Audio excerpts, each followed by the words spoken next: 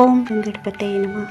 जय श्री कृष्ण दोस्तों आइए आज हम जानते हैं श्री साईं सचरित्र के 33 अध्याय के अंतिम पार्ट में, जिसमें हम जानेंगे अप्पा साहेब कुलकर्णी के बारे में।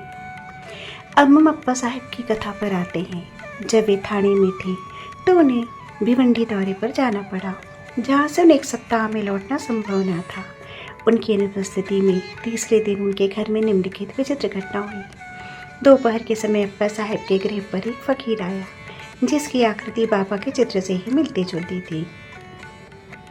श्रीमती कुलकर्णी तथा उनके बच्चों ने उनसे पूछा कि आप शिरडी के श्री साईं बाबा तो नहीं हैं? इस पर उत्तर मिला कि वे तो साईं बाबा के आज्ञाकारी सेवक हैं और उनकी आज्ञा से ही आप लोगों की कुशल क्षेम पूछने आए हैं। फकीर ने दक्षिणा मांगी तो श्रीमती कुलकर्णी ने उन्हें 1 रुपया भेंट किया। तब फकीर ने उन्हें उदी की एक पुड़िया देते हुए कहा कि इसे वे अपने पूजन में चित्र के साथ रखें। इतना कहकर वह वहाँ से चला गया। अब बाबा की अद्भुत लीला सुनिए। भिवंडी में अप्पा साहेब का घोड़ा बीमार हो गया, जिससे वे दौरे पर आगे न जा सके तथा उसी शाम को वे घर पर लौट आए। घर आने पर उन्हें पत्नी के द्वारा फकीर के आगमन का समाचार प्राप्त हुआ। उन्हें मन में थोड़ी अशांति से हुई कि मैं फकीर के दर्शनों से वंचित रह गया तथा पत्नी द्वारा केवल 1 रुपया दक्षिणा में देना उन्हें अच्छा ना लगा। वे कहने लगे कि यदि मैं उपस्थित होता तो 10 रुपये से कम कभी ना देता। तब वे फिर भूखे ही फकीर की खोज में निकल पड़े। उन्होंने मस्जिद एवं अन्य कई स्थानों पर खोज की, परंतु उनकी खोज व्यर्थ सिद्ध हुई। पाठक अध्याय 32 में कहे गए बाबा के वचनों का स्मरण करें कि भूखे पेट ईश्वर की खोज नहीं करनी चाहिए। अप्पा साहेब को शिक्षा मिल गई। वे भोजन के उपरांत जब अपने मित्र श्री चित्रे के साथ घूमने को निकले, तब थोड़ी ही दूर पर जाने पर उन्हें सामने से एक फकीर दुर्गति से आता हुआ दिखाई पड़ा।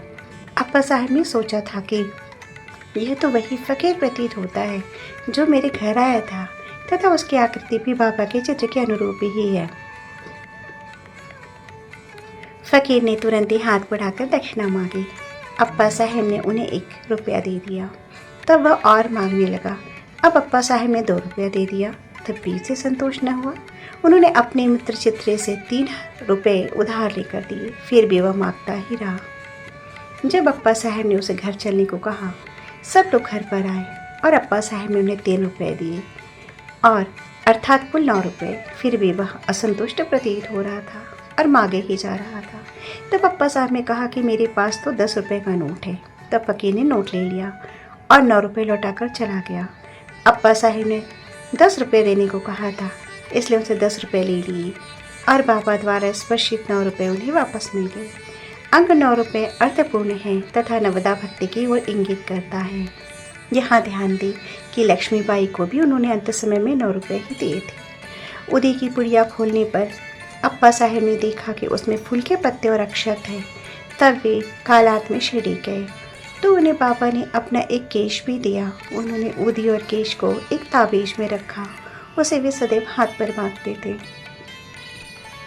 अब अप्पा साहेब की उदी की शक्ति विदित हो चुकी थी। वे कुशाग्र बुद्धि की थी। प्रथम उन्हें 40 रुपये मासिक मिलते थे, परंतु बाबा के उदय और चित्र प्राप्त होने के पश्चात उनका वेतन कई गुना हो गया। उन्हें मान और यश भी मिला। इस अस्थायी आकर्षणों के अतिरिक्त उनकी आध्यात्मिक प्रगति भी शीघ्रता से होने लगी। इसलिए सौभाग्यवश जिनके पास उदी है, उसने स्नान करने के पश्चात मस्तक पर धारण करना चाहिए और कुछ जल में मिलाकर वह तीर्थ की नाई ग्रहण करना चाहिए। अब जानते हैं हरिभाव कर्णिक के बारे में। सन 1917 में गुरु पूर्णिमा के शुभ दिन डहाणू जिला थाने के हरिभाव कर्णिक शिरडी आए तथा उन्होंने बाबा का यथाविधि पूजन किया। उन्होंने वस्तुएं और दक्षिणा आदि भेजकर श्यामा के द्वारे बाबा से लौटने की आज्ञा प्राप्त की। वे मस्जिद की सीढ़ियों पर से उतरे ही थे कि उन्हें विचार आया कि 1 रुपया और बाबा को अर्पण करना चाहिए। वे श्यामा को संकेत से यह सूचना देना चाहते थे कि बाबा से जाने की आज्ञा प्राप्त हो चुकी है, इसलिए मैं लौटना नहीं चाहता हूँ। परंतु श्यामा का ध्यान उनकी ओर नहीं गया, इसलिए वे घर को चल पड़ी।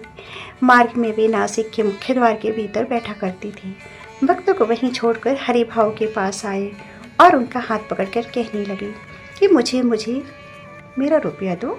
करने को बड़ा आश्चर्य हुआ और उन्हें सहर्ष रुपया दे दिया।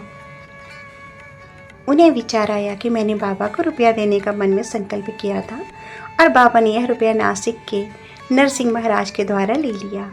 इस कथा से यह सिद्ध होता है कि सब संत अभिन्न हैं तथा वे किसी न किसी रूप में एक साथ ही कार्य किया करते हैं। श्री सद्गुरु साईनाथ समर्पण मस्तु। शुभम भवतु।